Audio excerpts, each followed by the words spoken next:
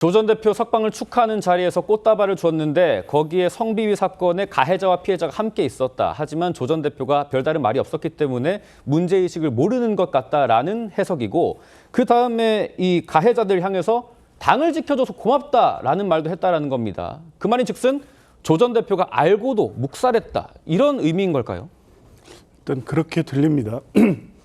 강미정 대변인은 사실은 누구의 처남댁 이걸로 알려졌고 검찰 개혁의 일종의 상징처럼 조국 혁신당에 영입이 됐는데, 그 뒤 1년여를 거치면서 이 정치인으로서 어느 정도 꽤 성장을 했죠. 네. 그래서 과거의 이미지를 덮고 이제 독립된 정치인으로서 꽤 이제 알려지게 돼 있는데, 이런 선택을 하는 데에는 결정적 동기가 있을 수밖에 없습니다. 어떤 정치적 이해관계 내지 개인적 이해관계가 있지 않으면 안정적으로 정치를 계속할 수 있음에도 불구하고 탈당이라는 선택을 하고, 더구나 그렇죠. 성희롱이나 성추행을 공개적으로 알린다는 게 굉장히 고통스러운 일이고 힘든 과정 아니겠습니까? 네. 아마 그 결정적인 이 동기가 된 게 이 조국 전 대표가 출소한 이후에 8월 15일 전후 있었던 지금 설명하는 사정인 것 같고요. 뭐 강미정 전 대변인의 설명에 의하면 조국 전 대표가 이미 옥중에 있을 때부터도 이 사건과 관련된 여러 내용을 듣고 있었고, 그렇다면 출소한 이후에 가장 이 부분을 예민하고 민감하게 우선적으로 들여다보고 관련된 이들에 대한 어떤 조치를 할 것으로 기대하고 있었던 것으로 보이는데, 막상 그 뒤 지금 한 20일여 이루어지는 상황들을 보면서 더 이상 기대할 게 없다, 이런 판단을 하게 된 것 같습니다. 조국 전 대표가 이에 대해서 이제 SNS에 글을 올려서 좀 서두르지 못했다, 피해자 보호에 신경을 쓰겠다 했는데, 저도 선뜻 납득이 안 됩니다. 아마 이 문제가 당내에서 가장 예민한 문제였고, 외부적으로는 징계 절차가 진행이 됐고 가해 당사자들에 대한 징계 조치가 있었기 때문에 일단락된 걸로 저희들도 알고 있었지만, 내부에서는 여전히 심각한 문제로 계속 당내 갈등이 이어지고 있었던 것 같은데, 그 문제 제기도 계속 있었을 것 같고요. 이 문제에 대해서 조국 대표가 처음 했을 때 반응, 이 사안을 처리하는 방법에 대해서 단순하게 비춰진, 그러니까 그 축하 자리에 가해자로 있는 분들이에게 뭐 고맙다, 인사를 했다, 이 정도의 문제만으로 그치는 것이 아니라 그 이후에 이루어진 여러 가지 상황에 대해서 강미정 전 대변인이 조국 전 대표에 대해서도 더 이상 기대하기 어렵다는 판단을 하게 된 게 아닌가 싶고, 그래서 좀 늦은 감이 있습니다. 조국 전 대표가 SNS의 이후 대책에 대해서 얘기했지만, 그 전에 강미정 대변인의 말처럼 충분히 이 극단적 상황을 막을 수 있는 기회가 있었던 것으로 보이는데, 왜 그걸 그 이후로도 20일 동안 방치를 해서 이런 상황까지 초래했는지 이해가 안 되고요. 지금이라도 뭐 조국 혁신당은 강미정 전 대변인과 일부 피해자들의 주장에 하나하나 반박할 것이 아니라, 그게 중심이 아니라 실제 발생했던 문제에 대해서 정확하게 밝히고 잘잘못에 대해서 분명히 하고, 처리 절차의 문제에 대해서 저 피해자들이 문제 제기를 한다면 그 자체로 존중되어야 됩니다. 사실이 아닌 것 내지는 과장됐다, 이렇게 주장할 일은 아닌 것 같습니다.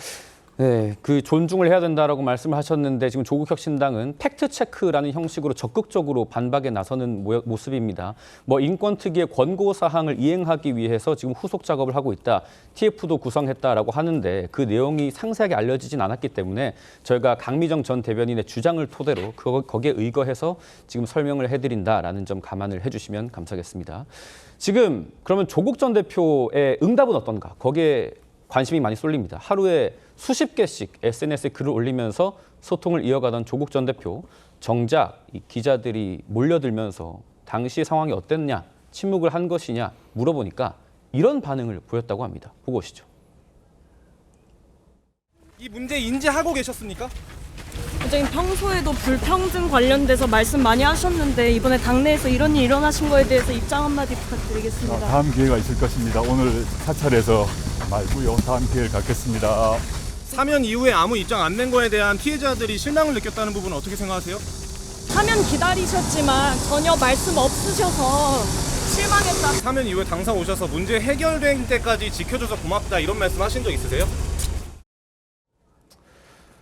자, 당시에 성비위 관련 질문을 8차례 받았는데 답을 피했던 조국 전 대표 어젯밤에 SNS를 통해서 첫 입장을 올렸습니다. 소개해 올리겠습니다. 큰 상처를 받으신 피해자분들께 깊은 위로를 전한다. 제가 좀 더 서둘러야 했다라는 후회를 합니다. 라고 밝혔습니다. 왜 이렇게 손을 놓고 있었냐 봤더니 조국 전 대표 본인이 당적 박탈이 돼서 비당원 신분이었다. 내가 할 수 있는 게 없었고 내가 뭔가 하면 그게 공당의 체계와 절차를 무너뜨리는 일이라고 판단했다라고 했습니다. 이 내용 좀 어떻게 보십니까? 대단히 형식적인 논리죠. 자, 조국 혁신당과 조국 전 대표의 관계라는 건 그 이름에서도 알 수 있듯이 그냥 조국 전 대표의 이 개인적인 정당하고 비슷한 게 우리가 인식하고 있지 않습니까? 네. 그렇기 때문에 본인이 그 감옥에 있었기 때문에 뭐 탈당한 상태였다라는 걸 과연 우리 국민들이 탈당한 상태였으니까 조국 혁신당에 대한 영향력이 전혀 없겠구나라고 판단할 국민은 없을 겁니다. 그렇기 때문에 지금도 제가 보기에는 뭐 말로는 반성을 얘기하고 있지만 저런 변명을 한다는 얘기는 본인이 진짜 진정성 있는 반성을 하지 않고 있다는 뚜렷한 증거라고 저는 봅니다. 그렇기 네. 때문에 자, 조국 전 대표가 조국혁신당에서 당원으로 있었느냐 탈당을 했느냐 하는 건 중요한 게 아닙니다. 국민들의 입장에서 본다면 조국과 조국혁신당은 그냥 같은 개념이에요. 예. 그렇기 때문에 이런 형식 논리에 얽매여서 본인을 자꾸 뭔가 이 국면에서 빠져나가려고 하는 것 자체가 진정성이 없어 보인다 하는 차원에서 진짜 이 문제에 대해서 접근하고 피해자들을 위로하고 싶으면 이런 논리부터 탈피하고 진짜 이 사건이 어떻게 됐는지를 본인이 감옥에 있을 때도 편지를 받았다는 거 아닙니까? 예. 그 문제에 대한 본인의 그 판단 이런 거를 정확하게 설명하는 것이 오히려 그 본인의 잘못을 속죄하는 길이라고 저는 생각합니다. 지금 저희가 이 주제로 대담을 나누고 있는 와중에 김선민 조국혁신당 대표 권한대행이 브리핑을 했습니다. 그 내용 좀 짧게 소개를 드리면 피해자 중심으로 소상하게 이 사건의 실체를 밝히고자 했지만 다소 부족했다. 이 사건으로 마음 다쳤을 국민과 당원들께 사과한다고 합니다. 노동청의 잠깐 들어보시죠. 사건 처리 결과는 우리 당의 판단과 같았습니다. 셋째, 피해자 측이 요구한 절차 점검을 위해 네, 관련 내용이 지금 기자회견을 접하고 마음이 상당히 무거웠고 근본적인 쇄신 강도를 높게 실시하겠다라고 했습니다. 저희가 얘기를 나눴던 피해자에 대한 존중이 필요하다. 적극적인 반박보다는 실체를 규명하고 이 가해자를 제대로 처리하는 게 필요하다라는 걸 인지한 듯한 태도 변화입니다. 온오프라인 통해서 이 허위 사실도 유포가 됐다면서 당과 당원 간의 신뢰 문제를 명확히 알리겠다라고 했습니다. 김광삼 변호사님, 이제라도 제대로 피해자 중심에서 이 문제를 해결하려는 노력을 보이는 것 같은데 좀 어떻게 보십니까? 굉장히 좀 늦은 감이 있죠. 예. 그래서 사실은 뭐 조국 전 대표가 뭐 교도소에 있을 때 본인은 뭐 보고를 다 받았다고 하지 않습니까? 그런데 자기는 뭐 당적이 박탈된 뭐 당원이 아니었기 때문에 어떻게 할 수 없었다고 하는데 그걸 다 그러면 당적이 박탈된 비당원에게 왜 보고를 하죠? 왜 서신을 보내죠? 그러네요. 그건 다 어떠한 피해자에 대한 가해자에 대한 처벌할지 처리 과정에 결과적으로 조 전 대표의 결재를 받으려고 해서 보낸 거죠. 네. 아니 어느 당이 비당원이 구치소나 교도소 수감되어 있는데 거기다 뭐 자료를 보내가지고 평가를 받습니까? 저는 결과적으로 보면 조 전 대표가 구치소에 있을 때 이미 다 결정을 내렸을 가능성이 크다. 이렇게 제명하고 징계하고 또 그렇지 않으면 외부의 당직자들 그렇게 결정을 한 다음에 이렇게 하면 어떻겠습니까 하고 재가를 받았을 가능성이 크죠. 예. 어떻게 조 전 대표의 허락 없이 그런 일이 이루어질 수 있겠습니까? 그래서 이 사안의 처리 과정은 제가 볼 때는 조국 전 대표가 당연히 책임을 져야 한다고 하고요.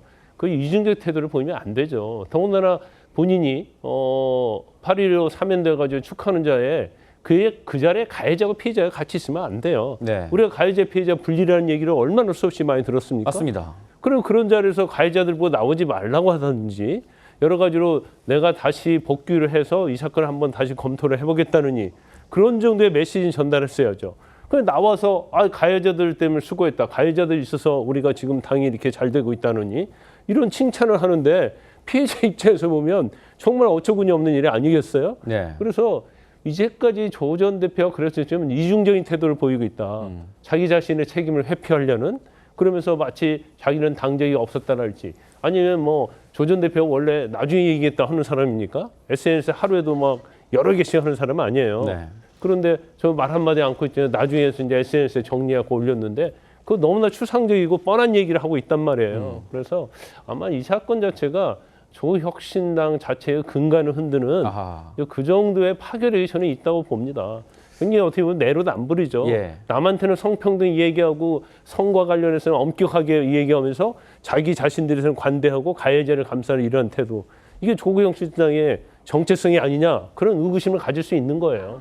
뭐 조국 혁신당에서 조국 전 대표가 지대한 영향력을 끼치고 있다는 건 널리 알려진 사실이고 조 전 대표가 SNS에 올렸던 글처럼 이 당적이 없었기 때문에 본인이 무슨 영향력을 행사하면 공당의 체계를 뒤흔든다라고 말하면 그러면은 수감 당시에 이 당 상황 보고를 받거나 서신을 주고받는 것 이것도 다소 논리가 떨어진 일 아니냐 그런 말씀이에요. 뭐 그런 비판까지도 감내해야 될 상황이 된 것 같습니다. 네.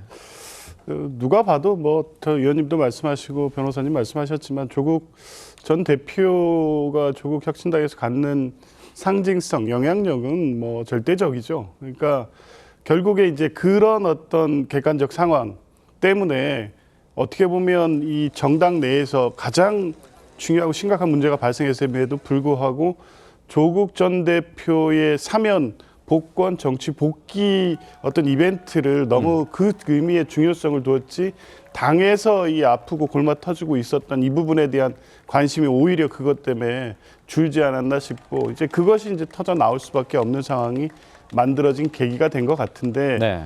조국 전 대표의 SNS 말대로 늦었지만 지금이라도 피해자 중심으로 사안을 전면적으로 다시 검토해서 네. 가해자를 징계 처분하고 당에서 제명했다거나 당원권을 정지했다거나 이렇게 끝나는 사안이 아닙니다. 특히 조직 내 또 직장 내 성희롱 성추행 사건은 이 결과 가해자에 대한 조치 결과로서 끝나는 게 아니라 그 과정에서 있었던 여러 가지 상황에서 피해자 보호 문제가 제대로 안 되면 예. 사안이 해결된 게 아니거든요. 그렇겠네요. 지금 사안이 그런 사안이 뭐 대표적인 그 단적으로 보여주는 사례인데 뭐 성희롱 예방 그러니까 법정 5대 교육 안에 포함돼 있는데 예. 뭐 당 정당도 마찬가지입니다.